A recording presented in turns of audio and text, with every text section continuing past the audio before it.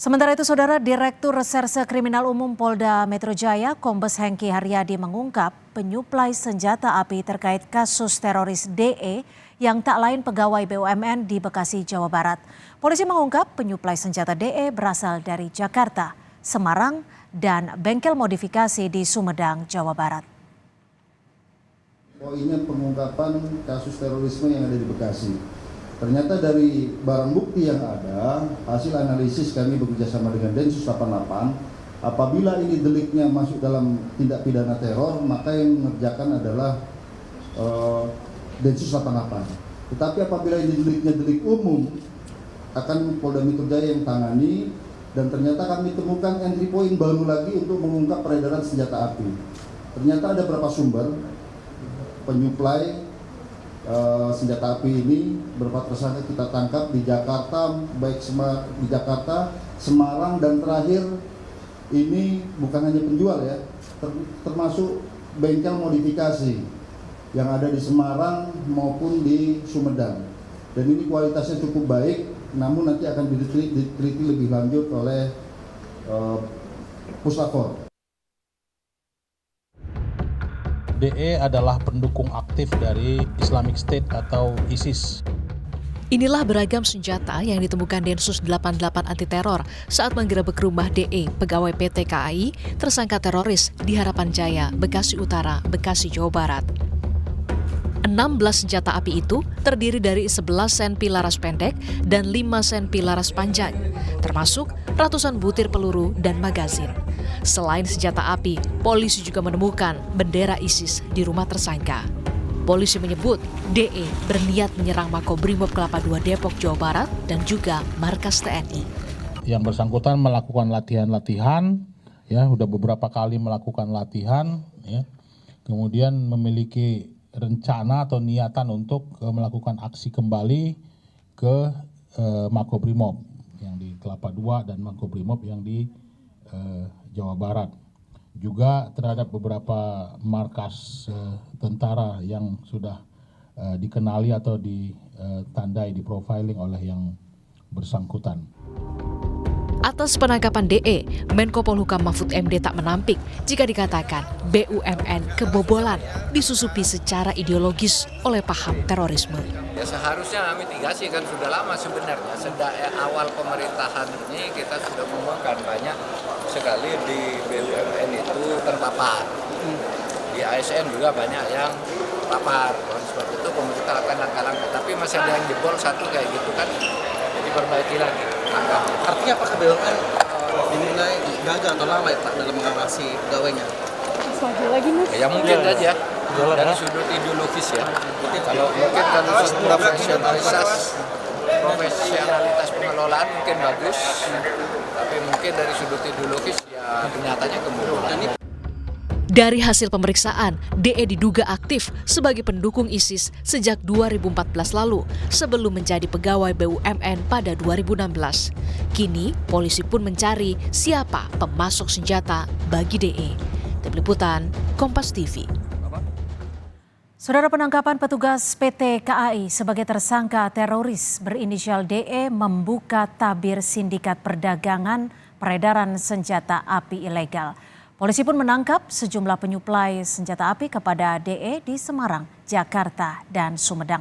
Lebih lengkap kita bahas bersama Direktur Eksekutif Jaringan Moderat Indonesia. Sudah ada Pak Islah Bahrawi. Selamat petang Pak Islah, terima kasih sudah bergabung bersama kami di Kompas Petang. Selamat petang Mbak Cynthia.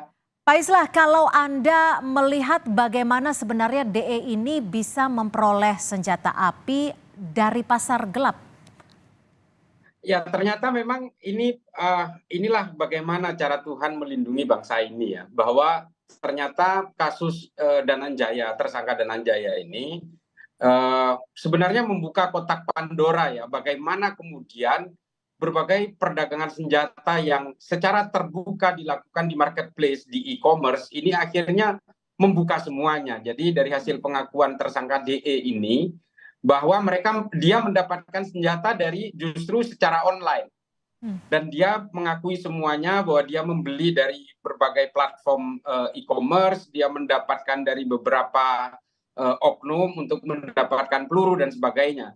Dari situlah kemudian dibuat semacam operasi gabungan antara Kriminal Umum Polda Metro ya dan Densus 88 dan juga melibatkan dari POM Angkatan Darat. Ini sangat sangat panjang sebenarnya nantinya. Oke, tapi saat ini kan polisi sebut bahwa DE mendapat suplai senjata dari Semarang, Jakarta, bahkan ada bengkel modifikasi di Sumedang.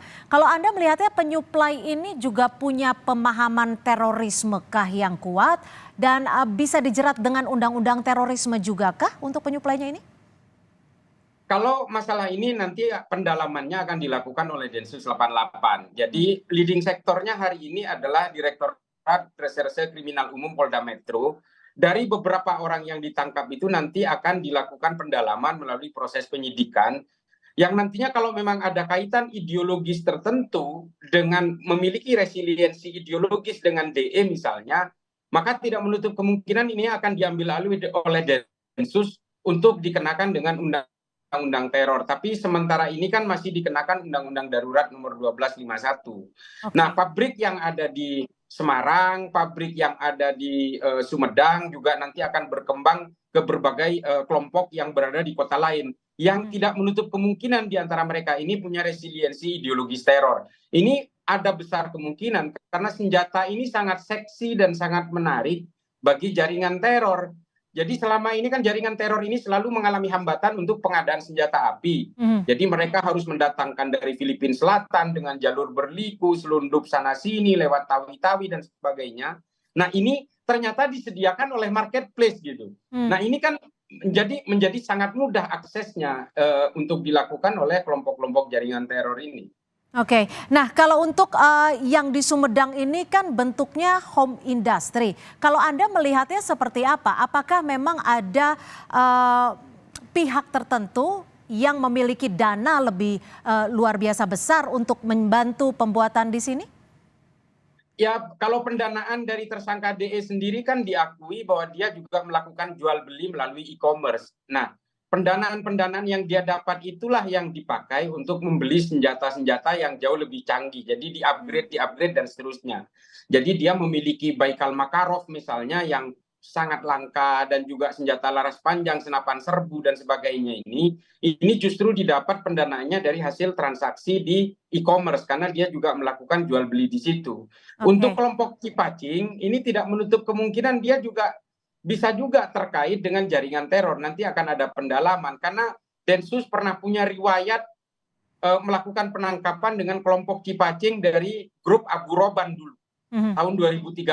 Nah ini pasti akan didalami secara serius oleh Densus 88. Oke, kalau tadi Anda menyebut ada upgrading seperti itu ya, jenis senjata yang dijual di marketplace, ada juga yang dimodifikasi.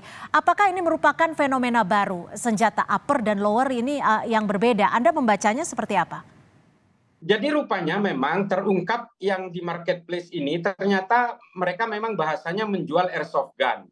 Tapi setelah itu, setelah terjadi kontak dan terjadi kedekatan antara penjual dan pembeli, mereka akan menawarkan senjata pabrikan di balik itu. Jadi mereka menjajaki dulu calon pembelinya ini siapa. Setelah kenal akrab, terjadi transaksi berkali-kali, barulah kemudian ditawarkan senjata pabrikan yang bukan modifikasi. Nah ini kan terungkap juga dari hasil pemeriksaan dari berbagai tersangka yang ditangkap oleh Krim Polda Metro Jaya, yang nantinya Densus akan melekat di situ. Kalau memang melibatkan oknum dari TNI misalnya, Pomad juga sudah siap untuk melakukan pendalaman. Kalau dari oknum polisi nanti Propam juga akan melakukan pendalaman.